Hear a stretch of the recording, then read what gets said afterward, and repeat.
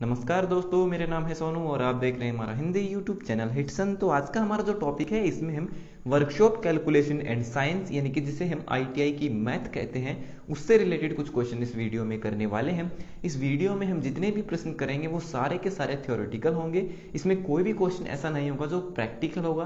Practical mean कोई भी ऐसा क्वेश्चन नहीं होगा जिसको हम सोल्व करें नोटबुक पर, ठीक है, जैसे आपके मैथ के क्वेश्चन होते हैं। तो इसमें जो क्वेश्चन होंगे वो वन लाइनर यानी कि थ्योरेटिकल होंगे, जो कि आपसे डायरेक्ट पूछे जाते हैं, जिनको आपको जो है सीधे सीधे जो है अपने दिमाग में जो है याद करना पड़ता है। तो आईटीआई का जो मैथ होता है जिसे हम वर्कशॉप कैलकुलेशन एंड साइंस कहते हैं, इसमें मैथ और साइंस इन दोनों टॉपिक से मिलकर के जो है क्वेश्चन आते हैं। और ये जो आपका पेपर होता है ये 50 नंबर का होता है। इसमें आपके टोटल 25 जो है क्वेश्चन पूछे जाते हैं और प्रत्येक क्वेश्चन के आपके 2 अंक मिलते हैं, ठीक है। इस वीडियो में हम जितने क्वेश्चन करेंगे वो शायद थ्योरिकल है, क्योंकि थ्योरी के जो क्वेश्चन है जो कि डायरेक्ट पूछे जाते हैं वो क्वेश्चन आपके जो एग्जाम में वो 5 क्वेश्चन आते हैं। तो 5 यानी कि टोटल आपके हो गए 10 मार्क। तो इस वीडियो के माध्यम से अगर इस वीडियो में बताए गए जो क्वेश्चन हैं और साथ में आप जो पीडीएफ डाउनलोड करेंगे इस वीडियो के डिस्क्रिप्शन से, उसमें जो भी क्वेश्चन लिखे हुए हैं, चाहे वो यूनिट के हैं, चाहे वो साइंस के हैं, मैथ के हैं, मेटल के हैं, किसी भी प्रकार के हैं, तो उनको अगर आप पढ़ लेते हैं तो आपके एग्जाम में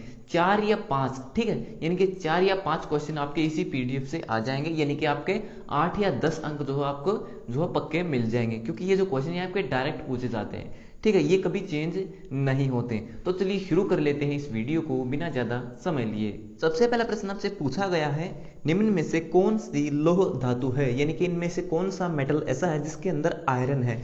तो एल्यूमिनियम जो है वो भी जो है एक धातु है, लेकिन उसमें लोहा नहीं होता है। पीतल भी जो है वो एक धातु है, लेकिन उसके अंदर मेटल यानी कि आयरन नहीं होता है। सीसा जिसे हम लेड कहते हैं उसके वो भी जो है एक धातु है, लेकिन उसके अंदर भी जो है लोहा नहीं होता है। लेकिन जो पिग आयरन है उसमें आप देख सकते हैं इसके नाम में ही आयरन है, तो पिग आयरन जो है एक लौह धातु है। और लौह धातु यानी कि आयरन मेटल वो होते हैं जो कि चुंबक से चिपकते हैं। तो पिग आयरन को छोड़कर एल्यूमिनियम, पीतल और सीसा, इन तीनों के साथ अगर आप चुंबक को चिपकाएंगे तो वो नहीं चिपकेगा। तो इस तरह से भी जो हम भौतिक रूप से जो उसकी पहचान कर सकते हैं कि चुंबक के माध्यम से हम देख सकते हैं कि कौन सी धातु में जो है लोहा है और कौन सी धातु में लोहा नहीं है।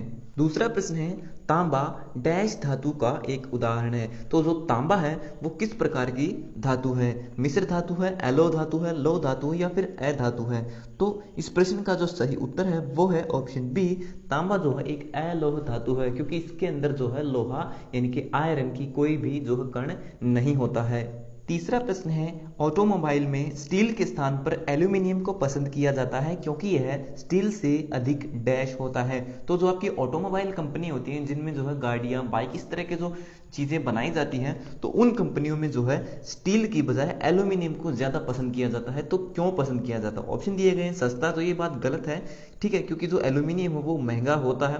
दूसरा हल्का है, तो ये बात बिल्कुल सही है कि जो जो एल्यूमिनियम होता है वो स्टील की बजाय जो है हल्का होता है। तो हल्के होने से क्या फायदा होगा कि जो गाड़ी होगी उसका एक तो वजन कम होगा, वजन कम होने की वजह से क्या होगा कि गाड़ी जो है अच्छी एवरेज दे पाएगी, जिससे उसका जो इंजन है उस पर कम दबाव पड़ेगा, क्योंकि उसको कम वेट जो है एक स्थान से दूसरे स्थान पर लेकर जाना पड़ेगा। अगर गाड़ी का जो वजन है वो कम होगा तो गाड़ी जो है ज्यादा एवरेज दे पाएगी, कम पेट्रोल में, कम डीजल में वो ज्यादा दूरी तय कर पाएगी। इसीलिए जो ऑटोमोबाइल कंपनियां होती हैं वो स्टील के स्थान पर एल्यूमिनियम का इस्तेमाल करती हैं।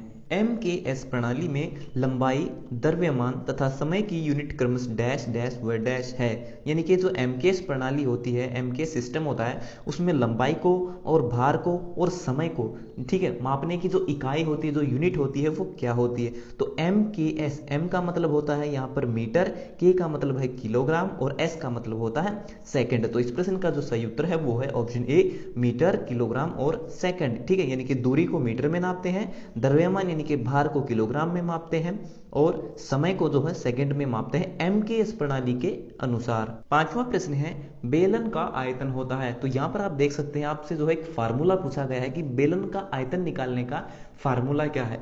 तो इस तरह से मैं आपको बता दूं कि आपके जो एग्जाम है उसमें आपसे डायरेक्ट क्वेश्चन पूछ लिए जाते हैं कि वृत्त का एक क्षेत्रफल निकालने का फार्मूला क्या है, पाइथागोरस का फार्मूला क्या है। तो आपसे जो है डायरेक्ट फार्मूला भी पूछ लिया जाता है। तो इस प्रश्न का जो सही उत्तर है वो कौन सा होगा? तो बेलन का आयतन क्या होगा? तो बेलन का आयतन निकालने का फार्मूला है आपका पाई आर स्क्वायर एच, ठीक है। अगर आपको वृत्त का क्षेत्रफल निकालना है तो आपके लिए सिंपल फार्मूला होता है पाई आर स्क्वायर। ठीक है। छठा प्रश्न है भार और उस भार पर बल लगाकर उसके विस्थापन में तय की हुई दूरी कहलाती है। यानी कि कोई भी वस्तु हो जो एक स्थान पर रखी हो, जैसे कि कोई टेबल है, आपने उस पर जो बल लगाया, ठीक है, और बल लगाने के बाद उस टेबल को जो आपने एक स्थान से दूसरे स्थान पर ले गए। ठीक है। तो इससे क्या हुआ कि उस टेबल ने जो है एक दूरी तय करी, यानी कि उसने एक यात्रा तय की। ठीक है। तो फायदा क्या हुआ कि आपको जो है यांत्रिक लाभ हुआ। ठीक है। उस टेबल ने जो है थोड़ी सी यात्रा तय की और जिससे क्या हुआ कि आपको यांत्रिक लाभ हुआ, उसने यात्रा तय की। सातवां प्रश्न है एक अश्व शक्ति डैश के बराबर होती है। और ये क्वेश्चन जो है हर बार जो है एग्जाम में पूछा जाता है कि एक हॉर्स पावर में कितनी शक्ति होती है, यानी कि एक हॉर्स पावर किसके बराबर होता है। तो एक हॉर्स पावर जो होता है वो आपका 746 वाट के बराबर होता है। तो इस प्रश्न का जो सही उत्तर है वो है ऑप्शन सी। आठवां प्रश्न है आयतन की इकाई है, यानी कि किसी भी वस्तु का जब हम आयतन लिखते हैं, ठीक है, किसी भी वस्तु का, जैसे मैंने लिख दिया कि 64 घन मीटर। ठीक है। 4 की पावर 3 जो है बराबर है किसके, 64 घन मीटर के। तो ये क्या है, ये घन मीटर क्या है, किसी भी वस्तु का आयतन है, किसी क्यूब का आयतन है जिसकी लंबाई, चौड़ाई और ऊंचाई जो है 4 सेंटीमीटर है। तो उसका आयतन कितना होगा, 4 चौके 16 चौके 64। ठीक है। तो 64 सेंटीमीटर उस क्यूब का जो है क्या है, आयतन है। ठीक है। तो घन मीटर क्या है, आयतन की इकाई है। क्षेत्रफल की इकाई है वर्ग मीटर, जैसे मैंने लिख दिया 4 चौक 16। तो किसी भी वर्ग का क्षेत्रफल कितना होगा, 16 सेंटीमीटर, अगर उसकी एक भुजा की लंबाई 4 सेंटीमीटर है। ठीक है। क्यूसेक क्या होता है, क्यूसेक जब भी आपने देखा कि जो लिक्विड होते हैं, लिक्विड को मापने की जो इकाई यूनिट होती है वो क्यूसेक में होती है। जब आपने कई बार सुना होगा कि किसी नहर से पानी छोड़ा गया 4 लाख क्यूसेक, 5 लाख क्यूसेक। ठीक है। तो नहर के ज्यादा मात्रा में जब पानी होता है, टैंक में जो पानी होता है, उसको मापने की जो एक इकाई होती है उसे हम क्यूसेक बोलते हैं। 9वां प्रश्न है निम्न में से कौन सा विद्युत का संचार कर सकता है। तो दिए गए ऑप्शन में से कौन सी वस्तु ऐसी है जिसमें से जो बिजली है वो क्रॉस कर सकती है, संचार कर सकती है। तो सबसे पहला ऑप्शन है चीनी मिट्टी। चीनी मिट्टी कौन सी होती है, चीनी मिट्टी जो आपके फ्यूज होते हैं। ठीक है। जो आपके फ्यूज होते हैं, जो आपका मीटर होता है जिसमें रीडिंग नापते हैं, जो मीटर होता है उसके पास में आपके फ्यूज देखने को मिलती है। वो जो फ्यूज बने होते हैं, ठीक है, जिस मिट्टी से वो बने होते हैं उसे चीनी मिट्टी बोलते हैं। ठीक है। तो उसमें तो कभी करंट नहीं आता है। ऑप्शन बी है ग्रेफाइट। जो आपका पेंसिल होती है, जो पेंसिल से जो आप लिखते हैं, ठीक है, जो बच्चे इस्तेमाल करते हैं, उस पेंसिल का जो सिक्का होता है ब्लैक कलर का, उस सिक्के को हम ग्रेफाइट बोलते हैं। और उस सिक्के में से जो है विद्युत का संचार किया जा सकता है, उसमें जो आपको करंट लग सकता है। ठीक है। तो ग्रेफाइट से जो है विद्युत का संचार कर सकते हैं। तो ऑप्शन बी यहाँ पर आपका बिल्कुल सही है। और रबड़ और लकड़ी में से तो जो बिजली क्रॉस कर ही नहीं सकती है। 10वां प्रश्न है फ्यूज किस धातु का बना होता है। यानी कि जो आपकी फ्यूज की तार होती है, जो आपके ट्रांसफार्मर पर भी लगी होती है, इसके अलावा आपके घर में भी लगी होती है। ठीक है। फ्यूज की तार क्या करती है, जब भी, ठीक है, पीछे से बिजली अगर ज्यादा आ जाए तो आपके घर में जो बिजली के उपकरण हैं उनको अधिक बिजली की वजह से जो है नुकसान ना हो, उससे बचाने के लिए हम फ्यूज तार का इस्तेमाल करते हैं। और फ्यूज तार जो है उसको बनाने में किस धातु का इस्तेमाल होता है। तो फ्यूज तार को बनाने के लिए शीशा, जिसे हम लेड बोलते हैं, तांबा और टिन, इन तीनों धातुओं का इस्तेमाल किया जाता है। यानी कि इन तीनों धातुओं को मिला करके आपकी फ्यूज की तार बनाई जाती है। 11वां प्रश्न है 1 इंच में कितने सूत होते हैं। तो आपने कई बार सुना होगा, जब भी आपके घर में कोई मिस्त्री मैकेनिक आता है तो वो कई बार बोलता है कि 1 इंच के, यानी कि 1 सूत के नट लेकर के आओ, या फिर 8 सूत के जो है पेंच लेकर के आओ, कील लेकर के आओ। तो इसका मतलब क्या होता है, तो 1 इंच में कितने सूत होते हैं। तो 1 इंच कितना होता है, ठीक है। तो 1 फीट में आपके 12 इंच होते हैं, यानी कि 1 फीट आपके 12 पार्ट में डिवाइड हो गया। अब 1 इंच में सेंटीमीटर होते हैं कितने, 2.54 सेंटीमीटर में, यानी कि लगभग 2.5 सेंटीमीटर के आसपास आपका 1 इंच बनता है। और 1 इंच में आपके जो है 25.4 mm यानी कि मिलीमीटर होते हैं। तो यहां पर पूछा गया है कि 1 इंच में कितने सूत होते हैं। तो 1 इंच में आपके 8 सूत होते हैं, यानी कि जो आपका 25 mm है, 25.4 mm है, उसको हम 8 से डिवाइड करें, उसको हम 8 भागों में बांटें, तो सोचिए कि एक सूत जो आपका कितने mm बन जाएगा। तो इतना छोटा आपका एक सूत होता है। तो 1 इंच में कितने सूत होते हैं, 1 इंच में 8 सूत होते हैं। 12वां प्रश्न है, अपने आप अथवा एक से विभाजित होने वाली संख्या कहलाती है। यानी कि वो संख्याएं जो एक से भाग होंगी या फिर खुद से भाग होंगी, यानी कि या तो वो खुद से पूरी पूरी भाग होंगी या फिर एक संख्या जो एक होती है उससे पूरी पूरी भाग होंगी। इसके अलावा किसी भी संख्या से वो डिवाइड नहीं की जा सकती पूरी पूरी। तो वो कौन सी संख्याएं होती है? तो वो होती हैं आपकी अभाज्य संख्याएं। जैसे कि आपके जो 3 है, ठीक है, 3 जो संख्या है उसको एक से भी हम पूरा पूरा भाग दे सकते हैं, और 3 जो है उसको खुद यानी कि 3 से ही, यानी कि 3 एकम 3 जो है उसको पूरा पूरा भाग दे सकते हैं। जैसे कि 3 है, 7 है, 7 को भी जो है हम पूरा पूरा भाग दे सकते हैं, और 5 को भी जो है हम पूरा पूरा भाग दे सकते हैं 5 से और 1 से। इसके अलावा किसी संख्या से हम जो है 5 को पूरा पूरा 1, 5 और 7 को भाग नहीं दे सकते। ठीक है, तो ये जो संख्या है ये आपकी अभाज्य संख्याएं कहलाती हैं। इसके बाद आती है सम संख्याएं। जो संख्याएं, ठीक है, जो संख्याएं 2 अंक से जो है पूरी पूरी भाग होती है, जैसे कि 4 है उसको हम 2 से पूरा पूरा भाग दे सकते हैं, 6 को पूरा भाग दे सकते हैं, 8 को दे सकते हैं, 10 को दे सकते हैं, 12 दे सकते हैं। जो संख्या 2 से पूरी पूरी भाग हो जाएं वो सम संख्या कहलाती है। इसके बाद है जो आपकी विषम संख्याएं। जो संख्याएं 2 से पूरी पूरी भाग न हो वो आपकी विषम संख्याएं कहलाती हैं। अगला प्रश्न है, जब कोई वस्तु अपने आसपास की वस्तुओं की अपेक्षा अपना स्थान बदलती है तो उसे कहा जाता है। जैसे आपकी जो ट्रेन है वो क्या करती है, वो ट्रेन एक वस्तु है और उसके आसपास की वस्तुएं कौन सी हैं? आसपास के पेड़ और खंबे जो कि दूसरी वस्तु हैं। तो यहाँ पर आप देखिए कि जब कोई वस्तु यानी कि जब कोई ट्रेन अपने आसपास की वस्तु जैसे कि कोई भी पेड़ या खंबे, ठीक है, उनकी अपेक्षा अपना स्थान बदलती है, तो ट्रेन अपना स्थान बदल रही है, ट्रैक पर चल रही है, ठीक है, तो ट्रेन जो चल रही है तो उसे क्या कहें, वो गति में है, ठीक है, वो जो है गतिमान है। ठीक इसी तरह जब आप साइकिल चलाते हैं तो आप खुद जो है अपना स्थान तो बदल रहे हैं, लेकिन आसपास की जो वस्तुएं हैं जैसे कि सड़क है, आसपास के जो पेड़ हैं, खंबे हैं, ठीक है, वो अपने स्थान पर है। आप केवल खुद की जो है स्थान बदल रहे हैं, तो आप जो उस समय गति में होते हैं। ठीक है, तो इस प्रश्न का सही उत्तर है ऑप्शन बी। अगला प्रश्न है, एक मोटर में विद्युत ऊर्जा को परिवर्तित किया जाता है। यानी कि जो आपकी मोटर होती है घर में, जो आपकी मोटर होती है जिसका इस्तेमाल आप अलग अलग कार्यों के लिए करते हैं, चाहे आप चारा मशीन काटने के लिए इसका इस्तेमाल करें या फिर जो आटा चक्की मशीन चलाने के लिए करते हैं, तो विद्युत जो आपकी मोटर होती है वो क्या करती है, वो विद्युत ऊर्जा यानी कि इलेक्ट्रिक को, बिजली को किस में बदलती है, वो उसको यांत्रिक ऊर्जा में बदलती है। यानी कि जो आपका चारा काटने की मशीन क्या है, वो एक यंत्र है, और जो आपके आटा चक्की मशीन है वो भी क्या है, एक यंत्र है। तो यंत्र कब काम करेंगे, जब लाइट आएगी। लाइट आएगी तो मोटर के पास आएगी, मोटर क्या करेगी, उन यंत्रों को चलाने का काम करेगी।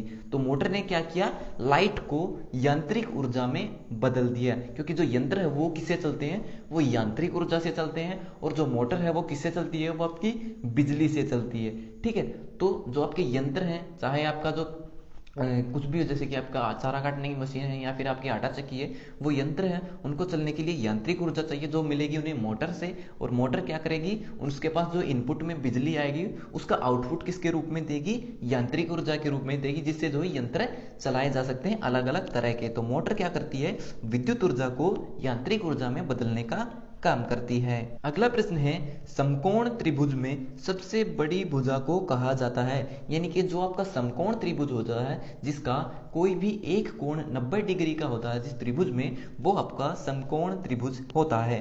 तो उसकी सबसे जो बड़ी भुजा होगी वो कौन सी होगी, तो किसी भी समकोण त्रिभुज की जो सबसे बड़ी भुजा होती है उसे हम जो है कर्ण या फिर विकर्ण बोलते हैं। अगला प्रश्न है, वे पदार्थ जिनमें विद्युत धारा आसानी से पास हो जाए उन्हें डैश कहा जाता है।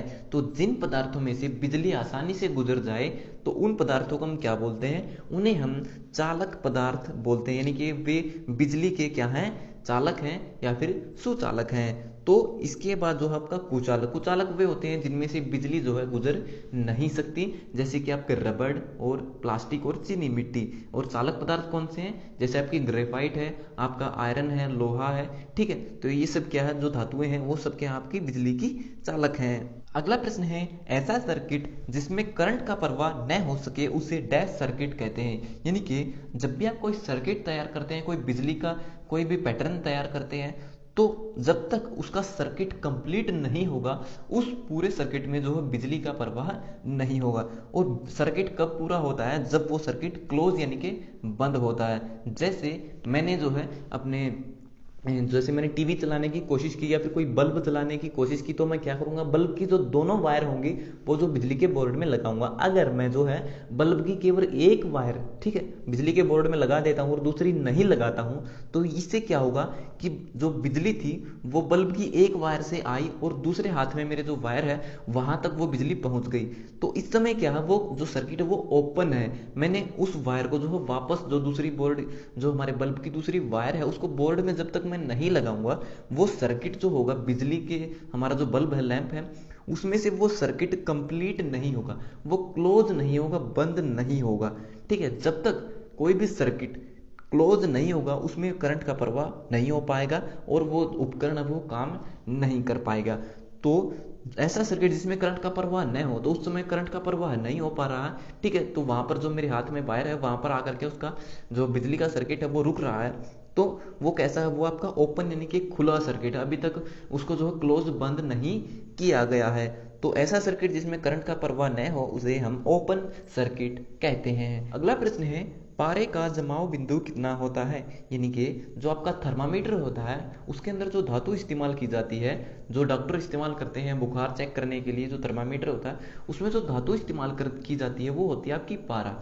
और पारा जो है किस तापमान पर आकर के जम जाता है, ठीक है, तो पारे का जो जमाव बिंदु है वो कौन सा है, वो है -39 डिग्री सेल्सियस। तो इस प्रश्न का सही उत्तर है ऑप्शन बी। तो पारा जो है एकमात्र ऐसी धातु है जो सामान्य अवस्था में जो है द्रव यानी कि लिक्विड में रहता है। अगला प्रश्न है, स्वस्थ मनुष्य के शरीर का तापमान कितने डिग्री सेंटीग्रेड होता है?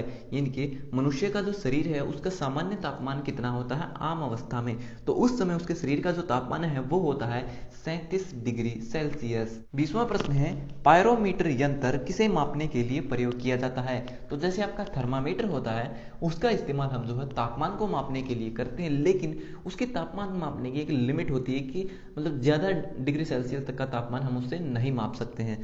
तो अगर हमें ज्यादा डिग्री सेल्सियस तक तापमान मापना है, जैसे कि 3000 डिग्री सेल्सियस या फिर 4000 डिग्री सेल्सियस, अगर इतना हमें तापमान मापना है किसी भट्टी का, किसी फर्नेस का जहाँ पर लोहा पिघलाया जाता है, तो उसका तापमान मापने के लिए हम जो है पायरोमीटर यंत्र का प्रयोग करते हैं। तो इस प्रश्न का सही उत्तर है ऑप्शन बी।